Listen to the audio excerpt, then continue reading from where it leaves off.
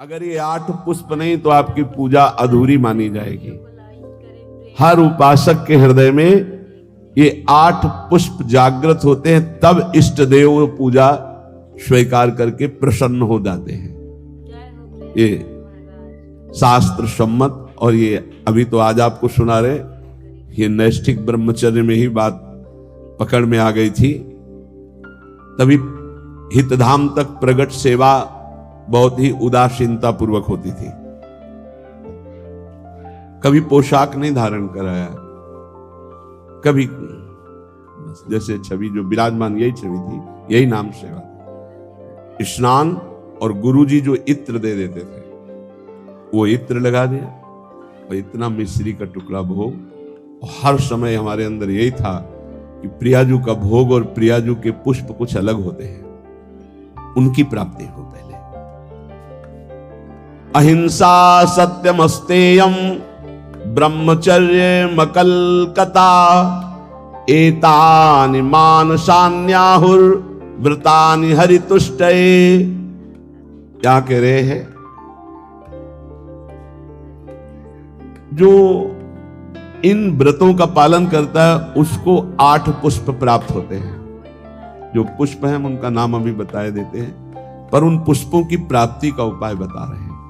पुष्प हैं अहिंसा प्रथमम पुष्पम, द्वितीयम कर्णग्रहा, तृतीयकम भूतदया, चतुर्थम शांतिरेव च, समस्तु पंचमम पुष्पम, ध्यानम चैव तु सप्तमम, सत्यम चैवाष्टमम पुष्प, मेतैस्तुष्यति केशवः। ये 8 पुष्प हैं, ये उसको प्राप्त होते हैं। इन्हीं पुष्पों से भगवान को अधीन किया जाता है, इन्हीं पुष्पों को भगवान पसंद करते हैं। जो व्रत है ये कायिक व्रत कहा जाता है, जिसमें हम फलाहार रहते हैं, दुग्धाहार रहते हैं या जल पीकर रहते हैं। इसके द्वारा अगर मानसिक व्रतों की स्थापना नहीं हुई तो कायिक व्रत का कोई महत्व नहीं है। आजकल तो व्रत का उपहास किया जाता है, व्रत का उपहास किया जाता है। आप ऐसे ऐसे भोग सामग्रियां की जो प्रायः रोज नहीं पाई जाती वो व्रत में पाई जाती है। सवा के चावल की खीर हम रहे, हमने देखा है, बढ़िया मेवा डालकर सवा के चावल की खीर, कूटू की पूड़ी और बढ़िया सब्जी, घिया आलू, ऐसे सेंधा नमक घी से बढ़िया पके हुए, क्योंकि आज फलाहार पाना है, सिंघाड़े का हलवा, ऐसे विविध प्रकार के। काय को उपहास कर रहे हो? ये व्रत है? एक दिन में मर जाओगे, कूटू और सिंघाड़ा और दुनिया की चीजें इकट्ठा कर रहे हो। अगर कोई कायिक व्रत रहना है तो उसका फल है मानसिक व्रतों की प्राप्ति होनी। देखो सिद्धांत को समझना, केवल कायिक व्रत रहकर जबान की वृत्तियों का पोषण कर रहे हो, इतने इतने पदार्थ मिलते हैं, आप खरीद ला सकते हैं। एकादशी हो आप खरीद लाइए जाकर के, हजारों रुपया लगाकर आप भोग सामग्री, इतनी जो शायद है कि व्रत में जो नहीं रहते वो उतना नहीं पाते होंगे। हम कायिक व्रत का उपहास करते हैं। कायिक व्रत तभी माना जाएगा जब एक भुगतो, एक बार केवल, वो भी बहुत अल्पा। अगर जल से काम चल जाता है तो जल ले लीजिए, जैसे आप एकादशी व्रत रहते हैं। धन्यवाद, बहुत बड़ी बात है, बढ़िया है। इन व्रतों का फल है मानसिक व्रतों में पहुंचना। अगर आपके अंदर ये मानसिक व्रत जागृत नहीं होते तो आपका कायिक व्रत सफल नहीं हुआ। और मानसिक व्रतों से इन 8 पुष्पों की प्राप्ति होती है। इन 8 पुष्पों की आराधना से भगवत प्राप्ति होती है। सिद्धांत को समझना, सिद्धांत को अगर नहीं समझोगे तो बाहरी तुम्हारी वृत्ति मान्यता की बनी रहेगी। इसलिए हमारी बाहरी मान्यता नहीं। हम खास बात ये नहीं समझते कि आप बहुत विदेशी फूलों के बहुत, हमारा इस पे ज्यादा धन है तो उसका सदुपयोग हो रहा है, लेकिन इससे भगवत प्राप्ति नहीं होने वाली, ध्यान रखना। ये बिल्कुल सिद्धांत, इसीलिए हम उदासीन रहते थे। ये तो श्री जी की इच्छा, ऐसा नहीं हमारा उदासीन स्वभाव था। प्राय ऐसा माना जाता था कि सन्यास मार्ग से आए इसलिए इनकी सेवा में रुचि नहीं है, लेकिन आपको सच्ची कहते हैं हमारी सेवा में भावात्मक रुचि थी। प्रकट में वस्तुएं नहीं, लेकिन हम जानते हैं गुरु कृपा से कि किन वस्तुओं से हमारी लाडली जो प्रसन्न होती है। ये मानसिक व्रत आने ही चाहिए कायिक व्रत से। अगर मानसिक व्रत नहीं आए तो कायिक व्रत का कोई महत्व नहीं रहा। इसीलिए साधन विविध सकाममति सब स्वार्थ सकल सबे जो अनीति ज्ञान ध्यान व्रत कर्म जिते सब काहू में नहीं मोई प्रतीति। ये हमारा रस सिद्धांत है। ज्ञान ध्यान व्रत कर्म जिते सब काहू में नहीं मोई प्रतीति। रसिक अनन्य निशान बजायो एक श्याम श्यामा पद प्रीति। श्री हरिवंश चरण निज सेवक विचले नहीं छाणी रस रीति। अहिंसा सत्यमस्तेयम ब्रह्मचर्यम मकल्कता एतानि मासान न्याहुर व्रतानि हरितुष्टये। हरितोष व्रत प्राय इस शब्द को एकादशी से जोड़ा जाता है कि एकादशी हरितोष व्रत है, ऐसा भी माना ये, लेकिन कायिक व्रत है। यहां करें हरितुष्टये, बिल्कुल भगवान को प्रसन्न करने के लिए, जिसमें निश्चित प्रसन्न हो जाएंगे। कायिक व्रत का फल है मानसिक व्रत जागृत होना, मानसिक अहिंसा।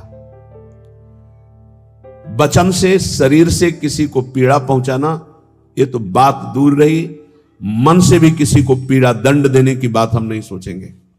वाणी से तो बोलेंगे ही नहीं, ऐसी वाणी कभी नहीं बोलेंगे किसी को दुख लगे।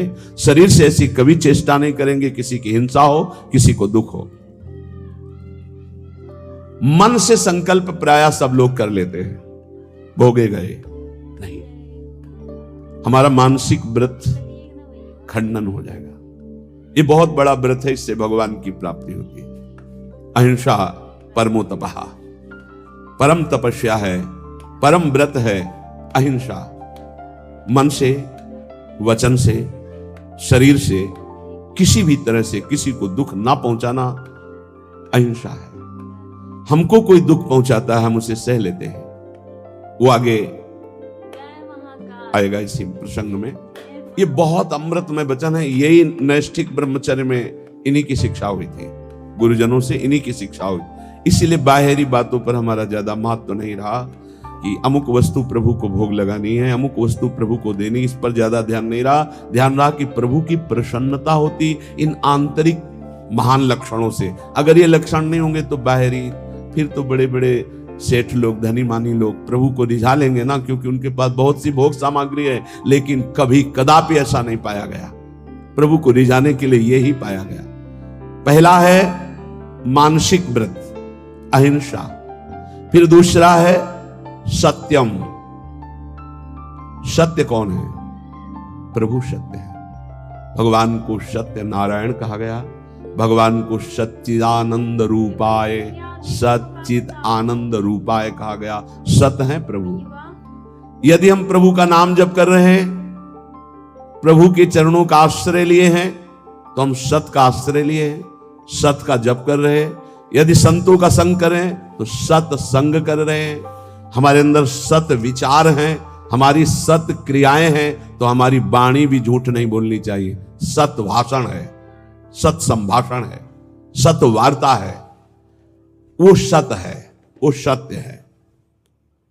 ये मानसिक व्रत हैं। अगर ये व्रत नहीं है तो कायिक व्रत का कोई महत्व नहीं होगा, क्योंकि कायिक व्रत का शारीरिक तप का फल है मानसिक में आना। जैसे प्रगट सेवा का फल है मानसिक सेवा में आना, जैसे देह भाव की क्रियाओं का फल है देह भाव रहित होकर स्वरूप में स्थित होना। ये आंतरिक बातें समझो, सिद्धांत जो परम पद प्राप्ति का है। तीसरा है अस्तेयम, किसी की भी कभी कोई वस्तु ना उठाना, चोरी ना करना।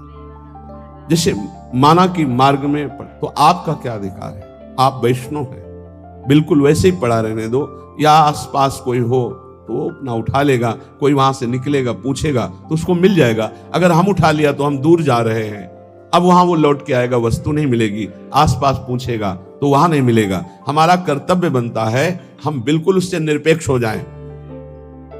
अगर हमारी अपेक्षा बनती है तो तो आसपास जो दुकान है या कोई है तो उसे वहां, अगर कोई नहीं है तो आप वहीं छोड़ दीजिए। वो लौटेगा तो ले लेगा, नहीं जिसके भाग्य में होगा लेगा, हमारा अधिकार नहीं। पड़ी हुई वस्तु भी हम ना उठाएं। फिर दूसरे की चोरी करना तो हो ही नहीं सकता। चोरी कैसे कर सकता है वैष्णव होकर? अस्तेयम, ए बिल्कुल पकड़ लीजिए। अगर भगवत प्राप्ति करनी है तो कूटू और सिंघाड़ा के आटा से व्रत नहीं होता, ये व्रत होते हैं। ये कह रहे हैं मानसान न्याहुर व्रतानि हरितुष्टये, इन व्रतों से भगवान निश्चित प्रसन्न होकर आपको दर्शन दे देंगे। चौथा ब्रह्मचर्यम, ब्रह्मचर्य। ये बहुत सुंदर व्रत है, बहुत महिमाशाली व्रत है। बड़े भाग्यशाली हैं, बड़े कृपा पात्र हैं जो इस व्रत को धारण करते हैं। हम कह रहे हैं सम्यक रूप से ना धारण करो तो जैसे 15 दिन में एक बार एकादशी रहते हो, ऐसे गृहस्थी में भी व्रत धारण कर लो कि हम इतने दिनों तक ब्रह्मचर्य रहेंगे। फिर संयोग गृहस्थ धर्म के अनुसार भगवान को प्रणाम करके, देवी देवताओं को नमस्कार करके गृहस्थ धर्म की पूर्ति के लिए। अन्यथा अपने पास ऐसे 20 गृहस्थ हैं जिनकी संतानें हो गई और कसम पूर्वक ब्रह्मचर्य रह रहे हैं, हम उनको प्रणाम करते हैं। मतलब बिल्कुल कहीं 100 में 1% भी हमें अविश्वास नहीं उनके प्रति। 100 में ऐसा हो सकता है कि 90% हम कह सकते हैं, 10%, 1% भी नहीं, क्योंकि उनके आचरण और उनकी निष्ठा और उनका समर्पण बताता है और उनका चेहरा बताता है, उनके नेत्र बताते हैं कि वो ब्रह्मचर्य से हैं। बच्चे हो गए, समझ में आ गई बात कि अब हमारा उद्देश्य पूरा हुआ, गृहस्थ का परमार्थ का पूरा करते हैं। और नियम पूर्वक 20 परिवार ऐसे हैं, बहुत सुंदर ढंग से चल रहे हैं। बड़ा मुश्किल होता है इस धर्म का पालन। ये जो मानसिक व्रत हैं बहुत मुश्किल के, और इन्हीं से भगवत प्राप्ति होती है। अहिंसा, मन वचन कर्म से किसी को भी पीड़ा या हिंसा न करना। देखो मच्छर का स्वभाव है वो खून पीता है, भगवान ने उसका स्वभाव बनाया है। हमारा कर्तव्य ऐसे करना नहीं है, हमारा कर्तव्य उसको निकाल देना है, उसको उड़ा देना है। अगर हमारे को बहुत परेशानी तो मच्छरदानी की रचना भगवान ने कर दी है, आप मच्छरदानी लगा लीजिए, आप उससे बचने की व्यवस्था कर ली, उसको मारने का अधिकार नहीं। ये हम भागवत से बोल रहे हैं, श्रीमद् भागवत में जहां नरकों का वर्णन है वहां इसका वर्णन है कि जैसे बिच्छू है, सर्प है, मच्छर है, डांस है, खटमल है, इनका रचना ही भगवान ने किया है और इनका स्वभाव ही है। वो ये नहीं जानते कि मैं खून पी रहा हूं तो इसको पीड़ा होगी, नहीं। उसका आहार, जैसे हम गाजर, मूली, ये सब वस्तुएं पाते हैं बड़े स्वाद से, मुझे नहीं पता कि ये जीव है।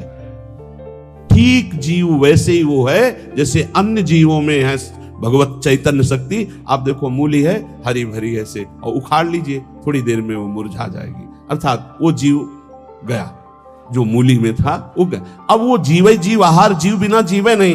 तो हमारे लिए जो शास्त्र सम्मत है उसे हम बड़े आराम से पाते हो, मुझे पाप नहीं लगता।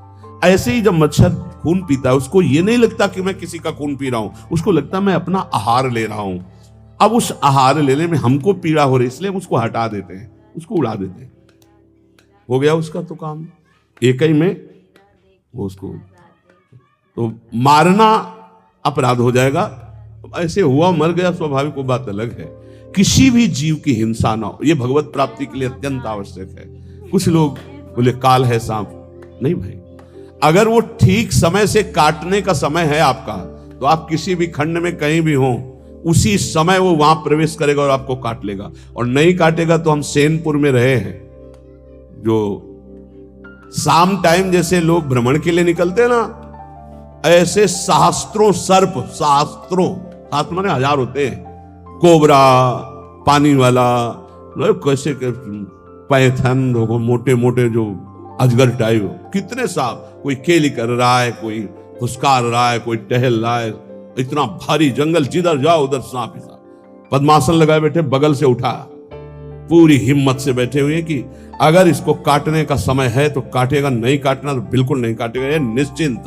और सामने से निकल के खड़ा हुआ, अंदर से एकदम भगवदाकार व्यक्ति, प्रभु है, और नीचे क्या चला गया। ऐसा दृढ़ विश्वास था। और बीछी तो ऐसे थी जैसे काले चीटी चीटा घूमते हैं। ये हम जब कभी कोई सेनपुर का आवे, तिवारीपुर गंगा के किनारे, तो पूछ लेना, वहां दोपहर के समय भले कोई गंगा नहाने चला जाए, नहीं वहां दिन में सुबह और शाम तो कोई जाता नहीं था, रात्रि में तो केवल 2 लोग रहते थे, एक सिद्ध पंजीरी बाबा और एक अपने वहां, तीसरा कोई। दोपहर के समय वहां भले कोई आ जाए, सुबह शाम वहां इन जीव जंतुओं की ऐसी बाहुल्यता, कभी भी ऐसे टच नहीं किया, कभी नहीं टच। और खूब ऐसे सांप, ये मत सोचो कि सांप दिखाई दिया मार डालो उसको, नहीं, यह अपराध है।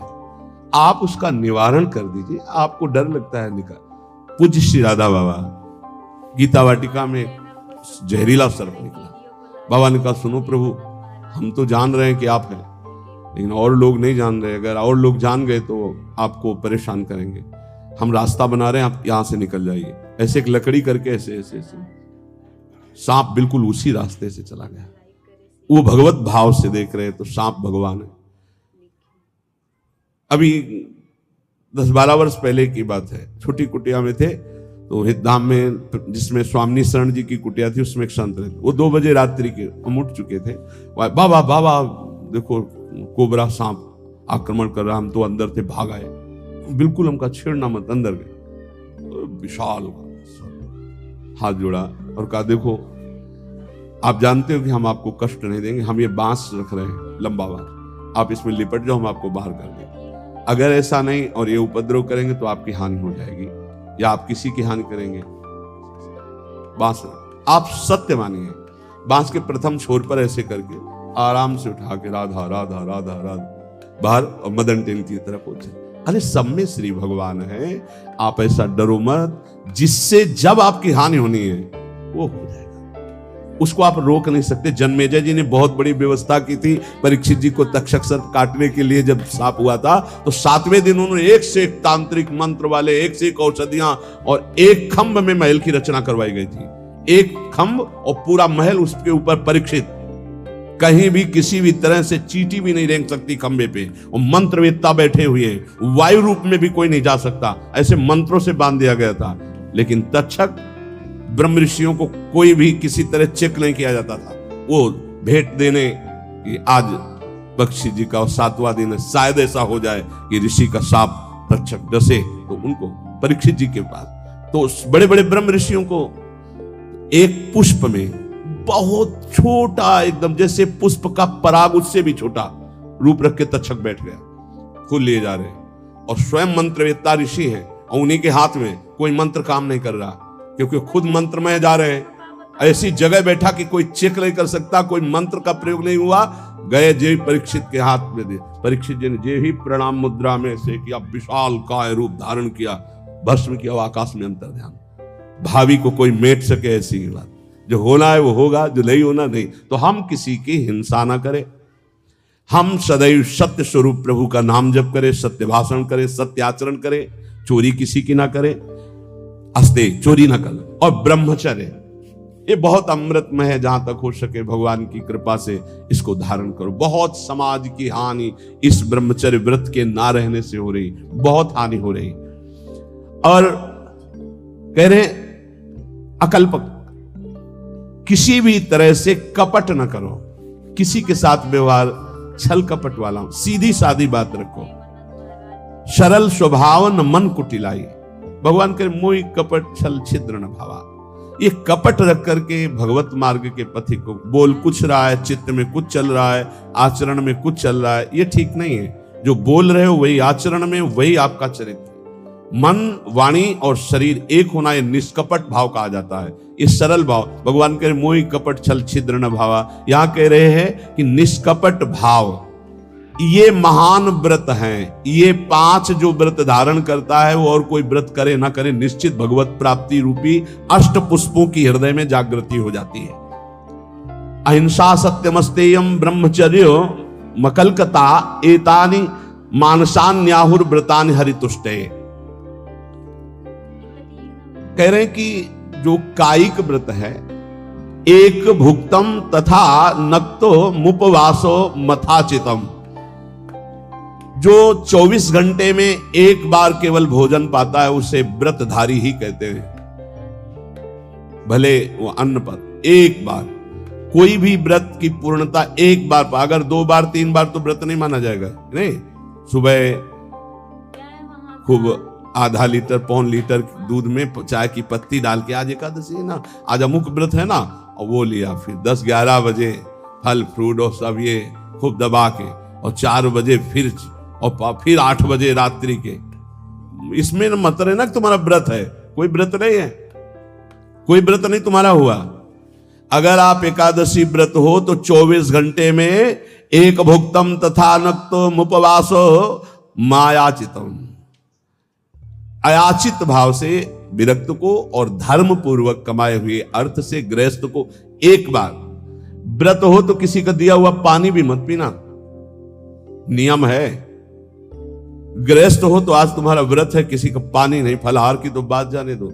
अपने घर में जो कुछ आपको मिल जाए वो एक बार 24 घंटे में अगर व्रत पूरा करना है तो एक बार, जल भले 2-3 बार ले लो, लेकिन खान पान का कोई भी सामग्री फलाहार या दुग्धार एक बार करो तो व्रत माना जाएगा। वैसे अगर 24 घंटे में एक बार अन्न पाता है तो व्रत वाला ही कहा जाएगा, उसका व्रत ही माना जाएगा। ये शास्त्र, एक भुक्तम तथा नक्त मुपवास मयाचितम, अयाचित भाव से एक बार जो प्राप्त हो गया उसको शरीर, एक बार से प्राणों का पोषण अच्छा हो जाता है। जिनका भगवत कृपा से अभ्यास बन जाए तो देख लो, लेकिन बहुत ही कठिन है जिनका बाल भोग सुबह से हो चाय और बिस्कुट और नाश्ता, और फिर दोपहर में, फिर शाम के 4 बजे चाय नाश्ता, और फिर 8 बजे भोजन। शरीर पोषण 14 बार करके कोई भगवत प्राप्ति के मार्ग में चले तो भाई प्रणाम है। वैसे पीछे तो ऐसे नहीं चला गया, पीछे तो ऐसे हमने नहीं देखा किसी महापुरुष को कभी ये चाय नाश्ता का तो कोई सवाल ही नहीं। अरे 24 घंटे में कभी कुछ मिल जाए तो बड़ी कृपा। एक भुक्तम, बहुत बढ़िया भजन होने लगेगा,